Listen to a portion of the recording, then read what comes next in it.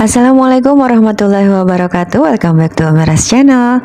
Teman-teman, apa kabar? Semoga senantiasa dalam keadaan sehat walafiat. Nah, seperti biasa saya mau menyapa terlebih dahulu teman-teman yang sudah senantiasa mensupport channel ini. Semoga Allah senantiasa memberikan kita kesehatan, kebahagiaan, dan kesuksesan. Amin amin ya robbal alamin. Dan untuk teman-teman yang belum support, langsung aja yuk klik tombol subscribe, like, komen, dan jangan lupa nyalakan lonceng notifikasinya agar teman-teman tidak terlewat update informasi dari channel ini. Terima kasih. Teman-teman, di video saya sebelumnya mengenai KJMU, saya menginformasikan bahwa untuk pendaftaran KJMU itu mengalami perubahan atau sistemnya mengalami perubahan. Yang tadinya pendaftarannya itu dalam 1 tahun itu 2 kali pendaftaran, sekarang berubah menjadi 1 kali pendaftaran saja. Nah, rencananya itu di bulan Maret tahun 2026. Nah, tapi sekarang nih ada kabar gembira nih bagi teman-teman yang baru mau mendaftar KJMU. Jadi sekarang teman-teman pendaftar baru sudah bisa mulai mendaftar KJMU mulai tanggal 18 September sampai dengan 22 September 2026. Teman-teman, perubahan waktu pendaftaran bagi teman-teman yang baru mau mendaftar KJMU ini merupakan perubahan kebijakan yang dikeluarkan oleh dinas terkait karena banyaknya jumlah para lulusan SLTA yang baru saja lulus kemudian ingin mendaftar di KJMU di kampusnya masing-masing. Nah, ini merupakan kebijakan dari dinas terkait nih teman-teman ya. Jadi alhamdulillah teman-teman tidak harus menunggu di bulan Maret tahun 2026, tapi teman-teman bisa mendaftar di bulan September tahun 2025 ini. Baik, yang pertama kita akan bahas tentang dasar hukumnya.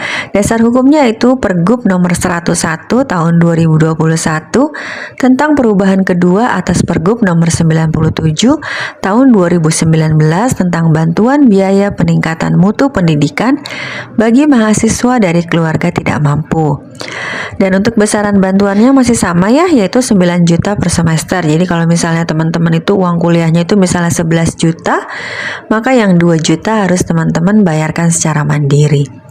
Kemudian untuk persyaratannya ada 2 ya, yaitu persyaratan umum dan persyaratan khusus. Yang pertama untuk persyaratan umum, teman-teman itu berdomisili dan memiliki KTP serta kartu keluarga DKI Jakarta. Yang kedua terdaftar dalam DTKS dan atau warga binaan sosial pada panti sosial dinas sosial. Yang ketiga, teman-teman tidak menerima beasiswa atau bantuan pendidikan lain yang bersumber dari APBN dan atau APBD.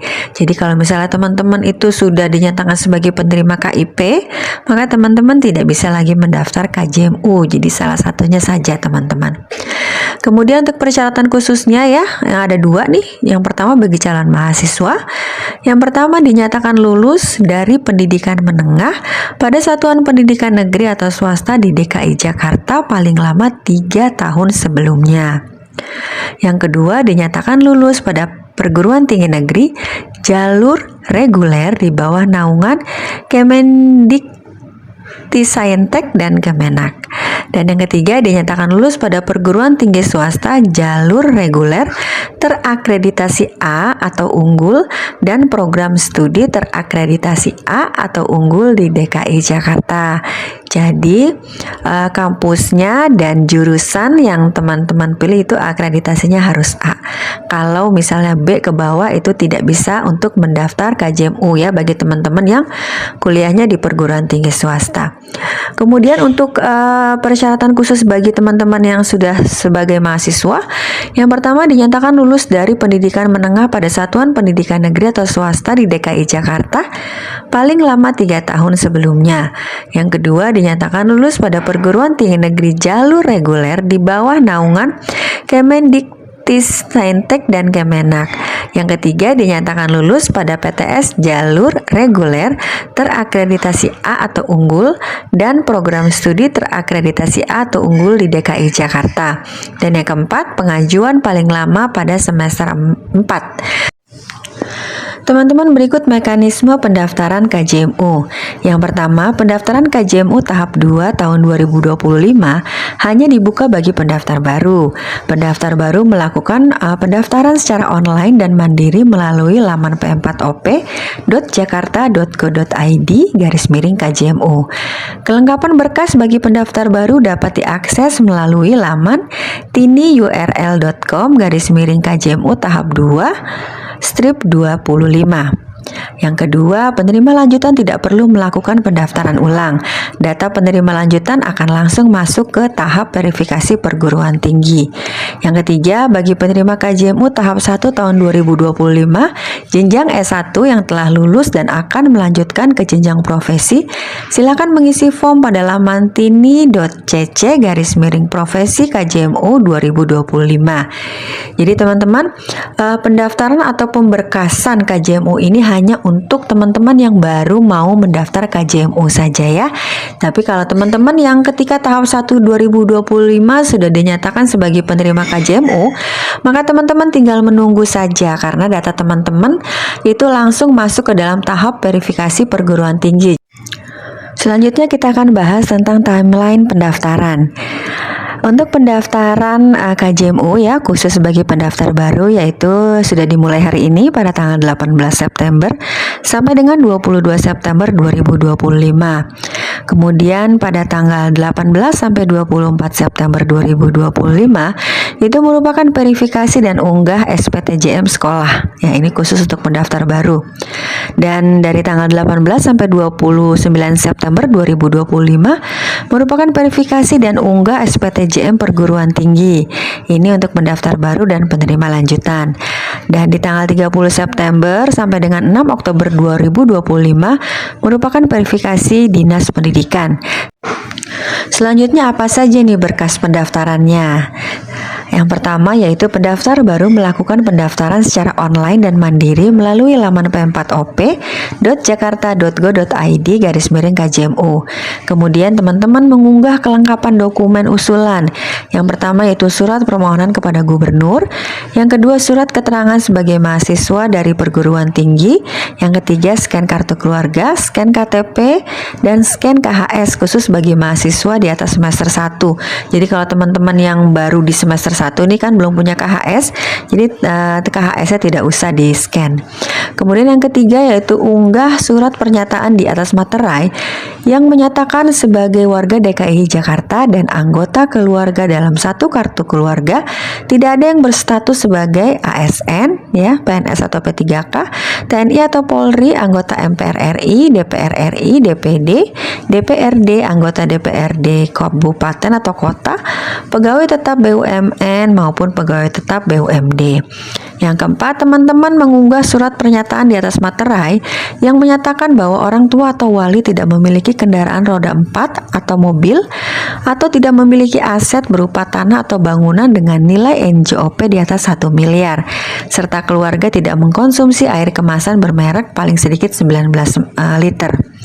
Dan yang kelima, teman-teman mengunggah surat pernyataan di atas materai yang menyatakan pada saat ini tidak sedang menerima beasiswa atau bantuan pendidikan lain yang bersumber dari APBN. Dan selanjutnya apa saja nih kewajiban penerima KJMU? Yang pertama yaitu teman-teman menaati seluruh ketentuan peraturan perundang-undangan. Yang kedua, teman-teman menjaga menjunjung citra serta nama baik Pemprov. Yang ketiga, teman-teman mengikuti perkuliahan pada program studi yang telah dipilih. Yang keempat, teman-teman menyelesaikan pendidikan sesuai jangka waktu. Yang kelima, pengabdian masyarakat di luar program wajib perguruan tinggi, melaporkan hasil kepada Pemprov dan surat pernyataan kesanggupan. Yang keenam, laporan tertulis kepada gubernur yang merupakan prestasi akademik setiap semester dengan melampirkan fotokopi KHS. Dan yang kedua, setelah menyelesaikan pendidikan. Yang ketujuh, mengikuti kegiatan pelatihan kepemimpinan, seminar dan atau kegiatan lain yang menunjang peningkatan kompetensi. Selanjutnya teman-teman, ketika sudah dinyatakan sebagai penerima KJMU, jangan ngerasa tenang nih karena ada larangan yang harus teman-teman hindari nih. Ini kita sama-sama bahas. Yang pertama yaitu teman-teman berhenti atas permintaan sendiri sebagai mahasiswa. Yang kedua, teman-teman cuti akademik. Yang ketiga, melalaikan dan atau dengan sengaja memperpanjang waktu pendidikan. Yang keempat, teman-teman melanggar kewajiban dan larangan yang berlaku di perguruan tinggi negeri atau swasta. Yang kelima, teman-teman pindah dari program pendidikan yang telah dipilih. Yang keenam, selama 2 semester berturut-turut mendapat IPK. Kalau teman-teman di PTN di bawah IPK yang telah ditetapkan oleh PTN, dan kalau teman-teman di PTS di bawah 3 ya IPK-nya untuk prodi sosial, dan di bawah 2,75 untuk prodi eksakta. Jadi dipertahankan nih IPK-nya teman-teman, jangan sampai teman-teman IPK-nya itu di bawah standar. Kalau tidak nanti KJMU-nya akan terputus. Kemudian yang ketujuh, teman-teman menerima bantuan biaya personal pemerintah lainnya, baik pemerintah pusat maupun pemerintah daerah. Jadi seperti itu ya teman-teman untuk pendaftaran KJMU tahap 2 tahun 2025. Jadi teman-teman, saya sarankan sebelum teman-teman mendaftar, teman-teman persiapkan terlebih dahulu dengan baik dokumen atau berkasnya. Setelah siap semua, baru teman-teman melakukan pendaftaran online. Dan saya doakan semoga teman-teman pendaftarannya itu lancar, tidak ada kendala, sampai dengan nanti dinyatakan sebagai penerima KJMU tahap 2 tahun 2025. Oke teman-teman, sekian video dari saya, semoga bermanfaat dan see you on the next video. Wassalamualaikum warahmatullahi wabarakatuh.